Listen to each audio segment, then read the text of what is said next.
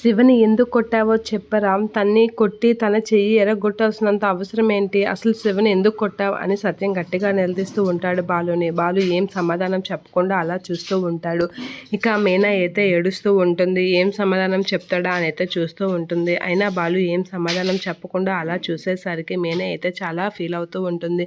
ఇక ప్రభావతి అయితే వాడు కొట్టాడు అంటే ఏదో బలమైన కారణమే ఉంటుంది. ఆ బలమైన కారణం ఏంటో చెప్పకుండా దాస్తున్నాడు అని చెప్పేసి అయితే అంటూ ఉంటుంది ప్రభావతి. ఇక మీనా అయితే అలా ఏడుస్తూ ఉంటుంది. అలా ఏడ్చేసరికి మీనా కాబట్టి ఏమనకుండా కామ్గా ఉంది. ఇంకొకరైతే పోలీస్ కంప్లైంట్ ఇస్తారు తెలుసా అనేది అంటూ ఉంటుంది శృతి. ఆ మాటలకి శృతి అది పెద్ద క్రిమినల్ కేసు తెలుసా అనేది అంటూ ఉంటుంది శృతి. అలా అది పెద్ద కేసు అవుతుంది అని శృతి అనేసరికి ఏంటి ఎక్కువ మాట్లాడుతున్నారు, నేను కానీ క్రిమినల్ అయితే మీరు ఎవరు ఇక్కడ ఉండరు అని చెప్పేసి అంటూ ఉంటాడు. ఇక రోహిణి కూడా షాక్ అవుతూ ఉంటుంది. శివది అందులో తప్పేం ఉండదు, అన్నయ్యే ఎందుకో కొట్టాడు అని చెప్పేసి రవి అంటూ ఉంటాడు. ఏంట్రా నువ్వు చూసినట్లుగా మాట్లాడుతున్నావు, నీకు ఏదైనా తెలుసా, తెలిసినట్లుగా మాట్లాడుతున్నావు ఏంటి, నోరు మూసుకొని ఉండు అని చెప్పేసి బాలు అయితే అంటూ ఉంటాడు. ఇక సత్యం అయితే బాలు కాస్త చాలా సీరియస్గా చూస్తూ ఉంటాడు.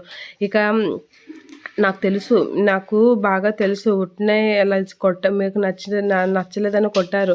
రేపు మాపు నాకు కూడా అలానే కొడతారు, నాకు కూడా అదే పరిస్థితి వస్తుంది. అంతే, మా బతుకులు ఇంతే, మా బతుకుల మీద ఎవరు ఏం చేసినా ఎవరు అడిగేవారే లేరు అని చెప్పేసి మీనా అయితే చాలా ఫీల్ అవుతూ ఉంటుంది. ఆ మాటలకి బాలు అయితే అలా కామ్గా నిలబడి చూస్తూ ఉండిపోతాడు.